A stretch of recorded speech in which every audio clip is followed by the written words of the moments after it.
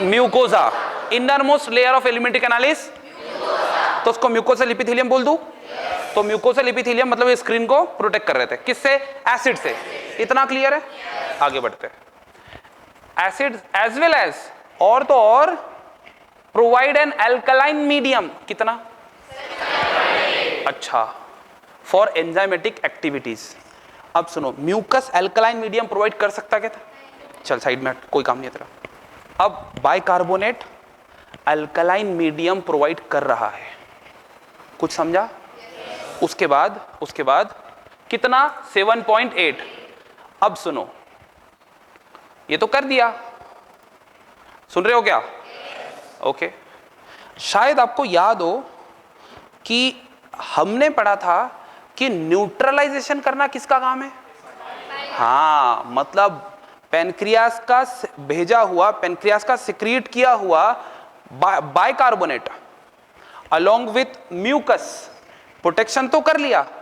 अब म्यूकस को साइड में रखते हैं, बिकॉज अब ये इसका काम नहीं है। अब 7.8 मेंटेन करना है, तो मैं जा रहा हूं इसके साथ। ये है, इनसे मिलो, ये है बाइल जूस। कौन सा ये?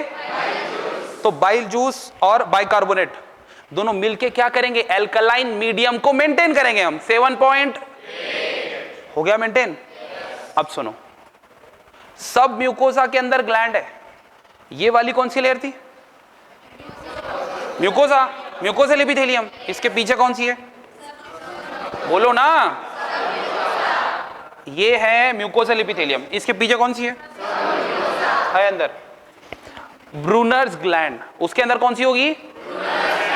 And also helps in this, मतलब बाइकार्बोनेट के साथ अब ये वाला म्यूकस नहीं, सब म्यूकोसा वाला म्यूकस भी आएगा और इसमें हेल्प करेगा।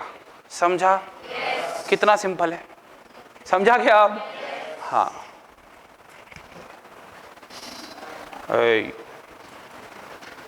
समझा ना? ठीक है, मतलब आपको यह समझ में आ गया कि ये बाइकार्बोनेट बहुत डेंजर चीज है, और actually bicarbonate plays an major role here. सुनो, बाइकार्बोनेट सलाइवरी जूस में भी था, बाइकार्बोनेट गैस्ट्रिक जूस में भी था, बहुत सारा बाइकार्बोनेट पेनक्रियास बनाता है। मैं बहुत सारा यूज बोल रहा हूं बिकॉज स्पेशलाइज सिक्रेटिन नाम का हार्मोन बनता है जो जाता है पेनक्रियास के पास और उसको बोलता है बाइकार्बोनेट बनाओ, रिलीज करो बाइकार्बोनेट को, ऐसे करके। कुछ समझा? पक्का? लेकिन अभी हार्मोन वगैरह हम यहां नहीं पढ़ेंगे, ठीक है? वो हम हार्मोन वाले चैप्टर में ही पढ़ेंगे, ठीक है? इतना समझा क्या? तो बताओ, ये वाली रिएक्शन दिख रही है तुम्हें? तो प्रोटीन, प्रोटियोजेस एंड पेप्टोन्स, ये सबके सब, इनको मैं पार्शियली हाइड्रोलाइज प्रोटीन बोल सकता हूं क्या? क्योंकि ये देखो, ये फुल्ली हाइड्रोलाइज है क्या? ये कन्वर्ट हो गया क्या अमीनो एसिड में? अभी डाइपेप्टाइड और ट्राइपेप्टाइड ही है ये, इसलिए मैं क्या बोलूंगा तीनों को? प्रोटीन्स को भी बोलूंगा क्या? नहीं, ये वो प्रोटीन हो गए जो बस थोड़े से टूटे हुए हो गए, थोड़े से, मतलब कुछ तो एक्शन हुई ही होगी। अगर इस पे कोई एक्शन नहीं हुई है किसी एंजाइम की, तो हम इसको पार्शियली हाइड्रोलाइज बोल ही नहीं सकते। पार्शियली हाइड्रोलाइज मतलब कि भाई थोड़ा बहुत टूटा हुआ है, समझ गए? Okay, fine. अब enzyme reaching the intestine and acted upon the proteolytic enzymes of pancreatic juice, मतलब ये बोल रहा है कि पार्शियली हाइड्रोलाइज्ड, आधा अधूरा टूटा हुआ प्रोटीन ये पहुंचे इंटेस्टाइन में।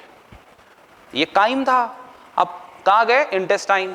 वहां मिला इनको कौन? पैनक्रियाटिक जूस के एंजाइम, उन्होंने इनको और कन्वर्ट कर दिया। इन तीनों ने मिलके इनको और कन्वर्ट कर दिया, किस में? एंड ये पता है ना, इसकी तो रिएक्शन दी है ना। कार्बोहाइड्रेट फिर in the chyme are hydrolysed by pancreatic amylase into दी।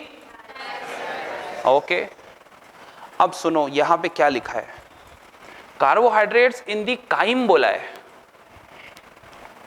मतलब कार्बोहाइड्रेट्स जो स्टमक से आया था उसकी बात चल रही है। कंफ्यूज हो गए क्या? ओके, ठीक है। Are hydrolysed by pancreatic amylase. अब पैनक्रियाटिक अमाइलेज स्टमक में जाता क्या? बोलो ना। कहां रिलीज होगा? डिओडेनम में। तो फिर ये काइम क्यों बोल रहे हैं? बिकॉज अभी अभी वो आया है काइम, जो फूड स्टमक से डिओडेनम में आया है उसे काइम बोल रहे हैं ये लोग। समझा? पक्का? ओके। और उसमें हाइड्रोलाइज करेंगे और उसको कन्वर्ट कर देंगे डाइसैकेराइड में। तो ये बताओ ये रिएक्शन कितने % है? पक्का? ओके। फिर देखो ये क्या बोल रहा है, fats are broken down by lipases with the help of bile into di and monoglycerides. ठीक है? अच्छा, न्यूक्लियस ये एक्ट करेगा न्यूक्लिक एसिड पे और फिर कन्वर्ट कर देगा उसको न्यूक्लियोटाइड और न्यूक्लियोसाइड में। इतना क्लियर है एवरीवन? पक्का? यहां तक किसी को कोई डाउट? ठीक है, सुनो। फिर एंजाइम इन द सकस entericus acts on the end product of the above reaction. मतलब हम डिस्कस कर रहे थे कि ये जो इंटेस्टिनल ग्लैंड है और इसके पास में ऐसे एंजाइम क्यों है जो सिर्फ छोटी छोटी चीजों को कट करते हैं, है ना? हम डिस्कस कर रहे थे जब हम इंटेस्टाइनल ग्लैंड पढ़ रहे थे कि सारी ग्लैंड के पास बड़े बड़े प्रोटीन्स को कट करने के लिए प्रोटीन ये एंजाइम्स है और इंटेस्टाइनल ग्लैंड को छोटे छोटे प्रोटीन को कट करने के लिए एंजाइम है। बाकी ग्लैंड के पास बड़े बड़े कार्बोहाइड्रेट को कट करने के लिए एंजाइम है, लेकिन इंटेस्टाइनल ग्लैंड के पास छोटे छोटे कार्बोहाइड्रेट को कट करने के लिए एंजाइम है। ऐसा क्यों? ये भेदभाव क्यों? बोलो। क्योंकि हमने खाना खाया था तो कार्बोहाइड्रेट का डाइजेशन बकल कैविटी से स्टार्ट हो चुका है, तो वो जब तक वहां पहुंचा तो वो पार्शियली डाइजेस्टेड पहुंचा ना, और प्रोटीन का डाइजेशन भी स्टमक में स्टार्ट हो गया था। तो जब तक वो वहां तक पहुंचेगा तब तक वो पार्शियली, उसी को एनसीईआरटी ने क्या कहा है, पार्शियली हाइड्रोलाइज्ड प्रोटीन्स। क्या बोला है? समझा? पक्का? ओके। इसीलिए बोला है कि एक्टेड ऑन एंड प्रोडक्ट। समझ लो सेल। मतलब अगर कार्बोहाइड्रेट की बात करूं तो माल्टोज को कट करेंगे, ये सुक्रोज को, लैक्टोज को। समझ में आ रहा है? प्रोटीन की बात करूं तो ट्राइपेप्टाइड्स एंड डाइपेप्टाइड्स को कट करेंगे। समझ में नहीं आ रहा? आ रहा है ना? ओके, ठीक है। तो सिंपल एब्जॉर्बेबल फॉर्म में कन्वर्ट हो जाएंगे। तो बताओ ऐसी कौन सी ग्लैंड है जिसका डाइजेशन, ऐसी कौन सी ग्लैंड है जिसका डाइजेस्टिव जूस सबसे लास्ट में एक्ट करता है? ऐसी कौन सी ग्लैंड है जिसके एक्शन की वजह से, जिसके जूस के एक्शन की वजह से फूड एब्जॉर्बेबल फॉर्म में कन्वर्ट हो जाता है? पक्का? क्योंकि वो एक्ट ही कौन से प्रोडक्ट पे करता है? And product. कौन सा प्रोडक्ट? तो ऐसी कौन सी ग्लैंड है जो एंड प्रोडक्ट ऑफ डाइजेशन पे एक्ट करती है? These final steps in the digestion occurs very close to the mucosal epithelium cells of the intestine. ये बोल रहा है कि ये जो भी रिएक्शन हो रही है एंड प्रोडक्ट वाली, मतलब ये एंड प्रोडक्ट वाली रिएक्शन है सारी की सारी, ये किसके करीब होगी? ये है म्यूकोसल एपिथेलियम और रिएक्शन इसके एकदम करीब में होगी। समझे क्या नहीं? ओके, इतना क्लियर है? तो देखो फिर ये रही सारी एंड के एंड वाली रिएक्शंस। अब ब्रेकिंग डाउन ऑफ बायोमैक्रोमोलिक्यूल्स, मतलब vitamins and minerals, carbohydrate, protein, fats, है ना? ये सब क्या है? ओके, ठीक है। Mention above occurs in the duodenum region of the small intestine. इनका बोलने का मतलब है कि ये ब्रेकडाउन का होगा। समझा क्या? मैं एक बार बता दूं, सुनो। Duodenum, jejunum, ileum, C shape, coil, highly coil. Very good. तो डियोडेनम में डाइजेशन ज्यादा हो रही है और जेजुनम, इलियम में डाइजेशन बहुत कम हो रही है, लेकिन डियोडेनम में एब्जॉर्प्शन बहुत कम और जेजुनम और इलियम में एब्जॉर्प्शन ज्यादा। कुछ समझा? पक्का? ठीक है। तो ये भी वही बोल रहे कि simple substances thus formed are absorbed in the jejunum and ileum. Absorption का होगा जेजुनम और इलियम में। Okay, fine. तो फिर अनडाइजेस्टेड और जो एब्जॉर्ब भी नहीं हुआ, unabsorbed substance are passed on to large intestine. अब एक बात बताओ, अगर लार्ज इंटेस्टाइन में वो जो भी मटेरियल था जो अभी तक इलियम में था, जेजुनम से डियोडेनम से जेजुनम, जेजुनम से इलियम, और इलियम से अब सीकम में चला गया, मतलब लार्ज इंटेस्टाइन में चला गया। तो वो जो लार्ज इंटेस्टाइन में गया तो क्या वहां पे कोई डाइजेशन होगी? नो। कोई डाइजेशन होगी? No significant digestion activity. ठीक है, डाइजेस्टिव एक्टिविटी नहीं होगी, इतना क्लियर? अच्छा ठीक है, मतलब लार्ज इंटेस्टाइन में एब्जॉर्प्शन भी नहीं होगा? नहीं होगा, फूड का एब्जॉर्प्शन नहीं होता है, सिर्फ एब्जॉर्प्शन होगा वाटर का, मिनरल्स का और कुछ ड्रग्स और थोड़े से विटामिन्स, समझे? बाकी किसी का एब्जॉर्प्शन। तो यहां लिखा है ना एब्जॉर्प्शन होगा लेकिन थोड़ा वाटर, थोड़ा मिनरल, थोड़ा ड्रग्स और हमने कहा विटामिन्स। ठीक है, यहां लिखा नहीं है लेकिन समझो। Secretion of mucus which helps in adhering the waste, that is undigested waste. जो म्यूकस बन रहा है ना लार्ज इंटेस्टाइन में, अब लार्ज इंटेस्टाइन में म्यूकस ना ही प्रोटेक्शन के लिए बन रहा है ना, बन रहा, प्रोटेक्शन करेगा वो। लार्ज इंटेस्टाइन में कौन सा एसिड है या फिर कौन सा प्रोटीन डाइजेस्टिंग एंजाइम है, कोई है क्या? तो फिर वहां पे इतना सारा म्यूकस बना क्यों? क्योंकि उनको वो जो पैसेज है ना उसका वो एकदम इजी करना है। तो इजी पैसेज के लिए मतलब फूड ने फिसलते फिसलते फटाफट फटाफट आगे बढ़ना चाहिए, और अगर ट्रैफिक जाम हो गया, कॉल नहीं आया, हाँ, तो उसे कॉन्स्टिपेशन बोलते हैं, समझे? ओके, तो secretion of mucus which helps in adhering the waste that is undigested particles together and lubricating it for an easy passage। समझा? मतलब क्या हुआ कि ये फूड है, कहां से आया? डियोडेनम, जेजुनम, इलियम, अब कहां पे आ गया? तो उसके अंदर थोड़ा सा और ज्यादा म्यूकस डाल के उसको अडेयर कर दिया, उसको चिपका दिया पूरा। ठीक है, और उसका इजी पैसेज मतलब वो फिसलते फिसलते बाहर, क्योंकि फ्रिक्शन होगा कि फिर फ्रिक्शन कौन नहीं होने देगा? कुछ समझा? पक्का? Okay, and particle together and lubricating it for an easy passage, समझा? बोलो ना, इमेजिन करने में लग गए। Digested and unabsorbed, undigested and unabsorbed substance called as faeces. देखो मैंने पहले ही कहा था कि आप फूड बोल सकते हो सिर्फ स्मॉल इंटेस्टाइन के बाउंड्री तक, उसके बाद उसको क्या बोलना पड़ेगा?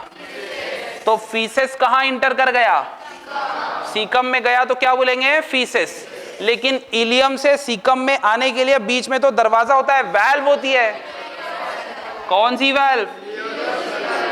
इलियोसिकल, जो कि बैकफ्लो ऑफ फीकल मैटर को प्रिवेंट करती है, समझ गए? Very good. It is temporarily stored in the rectum, कब तक? जब तक इजेशन ना हो जाए। देखो इंजेशन अलग था, इजेशन अलग है, तो जो इजेशन था उसी को बोलते हैं डेफिकेशन। क्या कहते हैं? डेफिकेशन, समझा? पक्का? एकदम पक्का। सबसे पहले इंजेशन, फिर डाइजेशन, फिर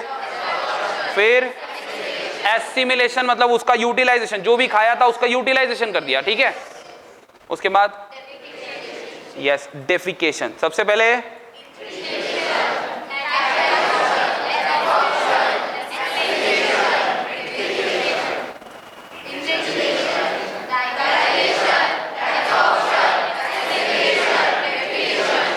डेफिकेशन या फिर सबसे पहले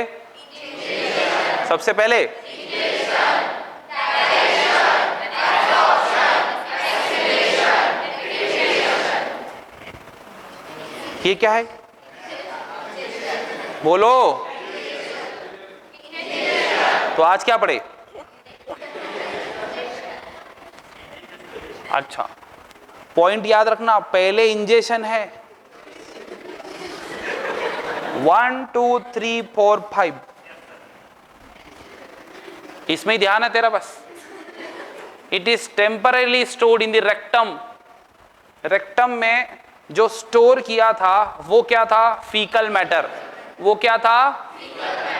ओके, रेक्टम के अंदर वहां पे पेरिस्टालसिस हो रही थी, वहां तो स्टोर होता है ना।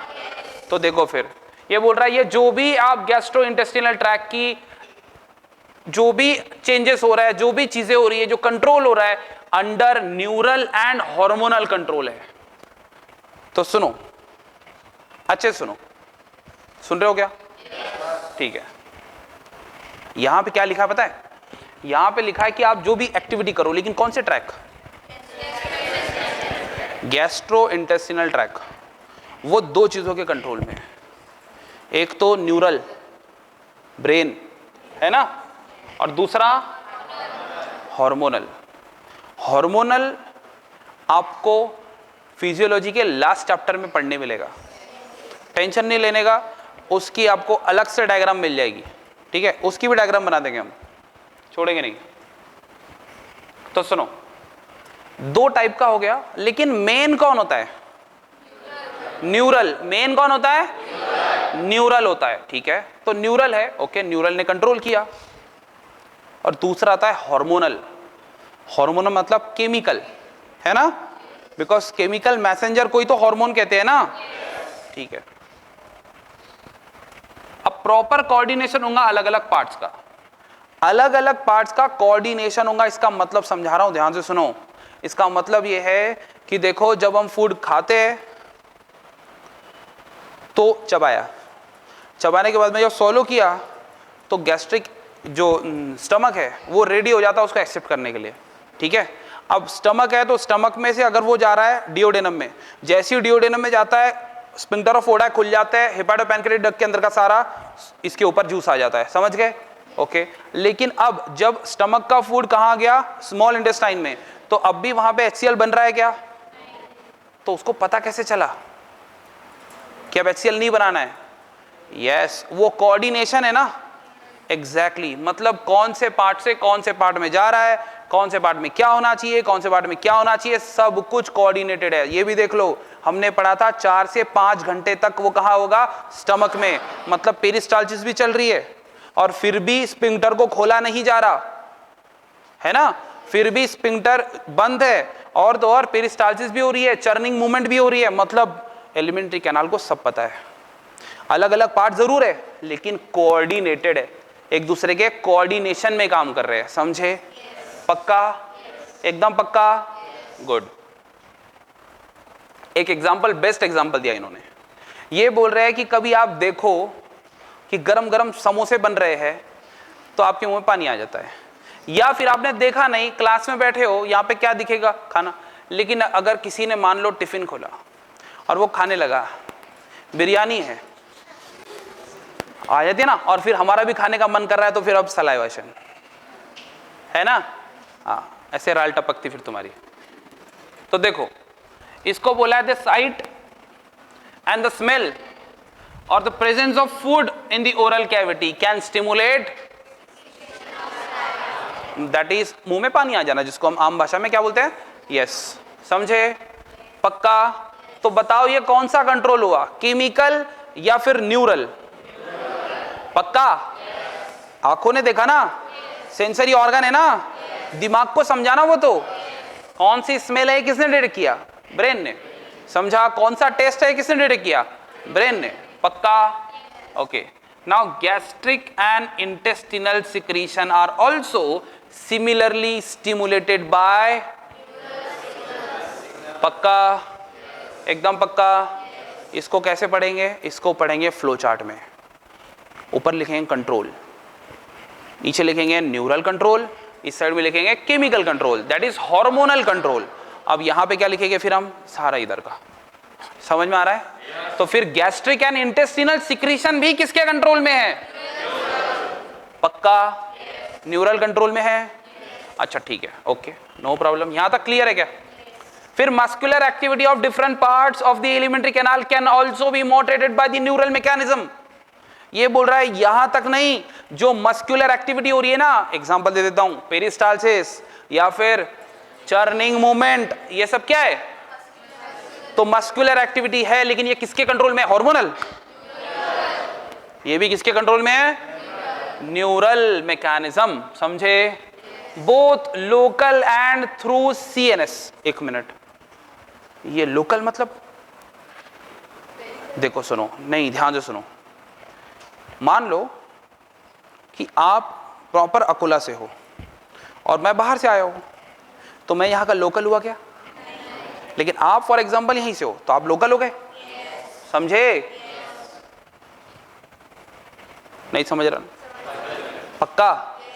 तो लोकल मतलब वहां का प्रॉपर। कोई अगर बाहर से आया तो वो लोकल है क्या? तो सुनो फिर, सुन रहे हो क्या? ठीक है, एक लाइन पढ़ते हैं, उसके बाद मैं थोड़ा सा एक्सप्लेन करता हूं उसको।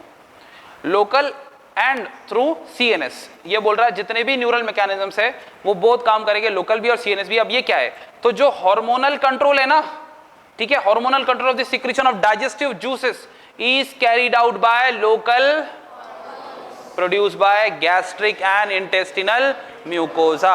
अब सुनो मेरी बात, यहां पे क्या लिखा है, इसको समझने के लिए थोड़ा सा सोचना पड़ेगा अपने। देखो क्या होता है कि अलग अलग हार्मोन्स होते हैं। कुछ एग्जांपल देता हूं मैं, ठीक है? अभी पढ़ना नहीं है, पढ़ना अपने को